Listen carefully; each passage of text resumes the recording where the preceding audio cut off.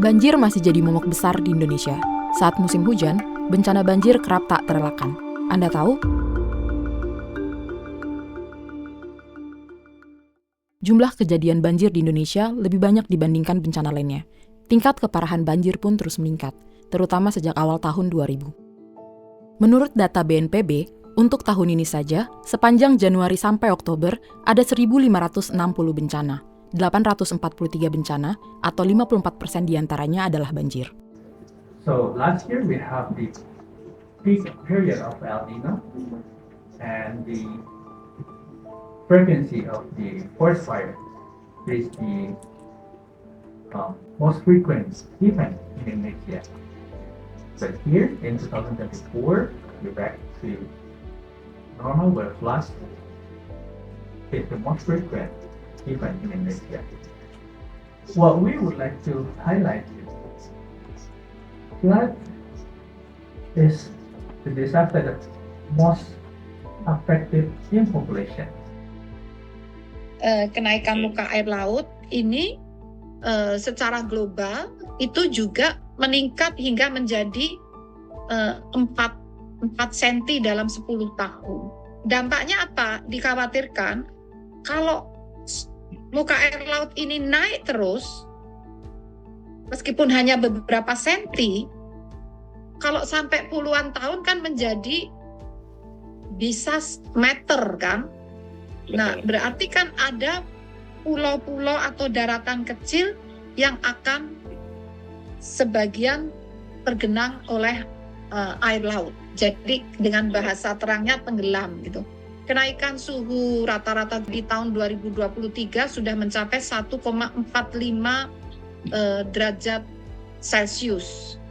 Padahal kesepakatan Paris itu menyepakati kenaikan suhu ditoleransi sampai 1,5 derajat Celcius di tahun 2100. Dan dampak lanjutnya dengan adanya gas rumah kaca makin meningkat, suhu makin panas, muka air laut makin naik, menggenangi daratan, dan yang membahayakan makin sering terjadi fenomena ekstrim, hujan ekstrim, badai tropis, kekeringan ekstrim, gelombang tinggi. Jadi itu kejadiannya makin sering dibandingkan 10, 20, 30 tahun yang lalu.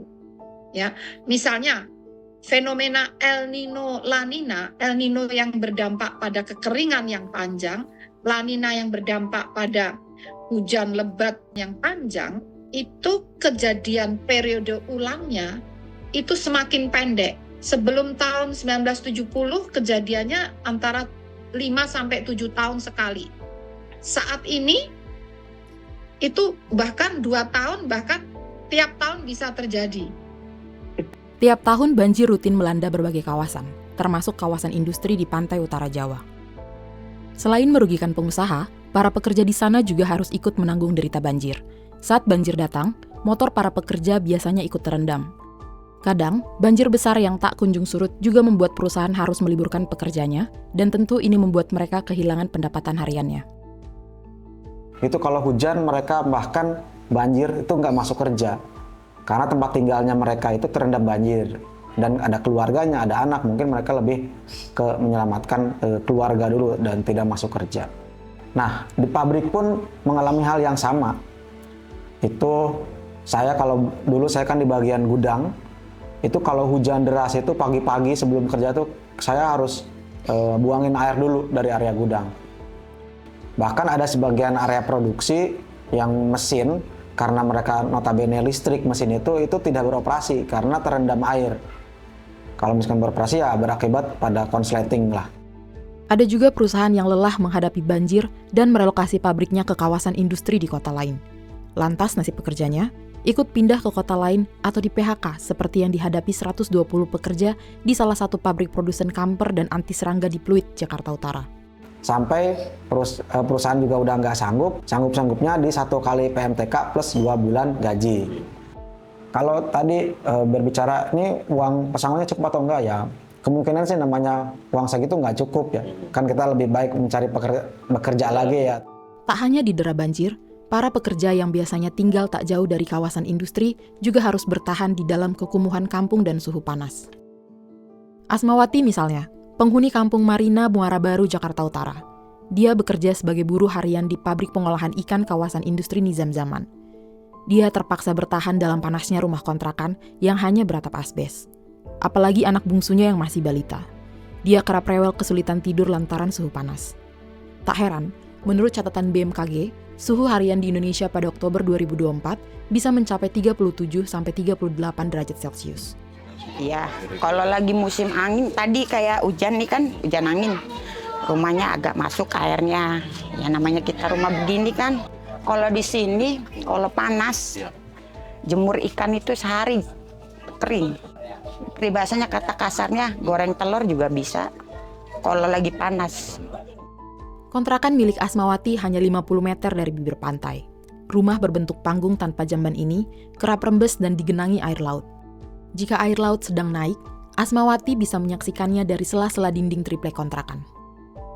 Sayangnya, penanganan dampak banjir dan rob di Pantura hanya berfokus pada objek, seperti pembuatan tanggul-tanggul.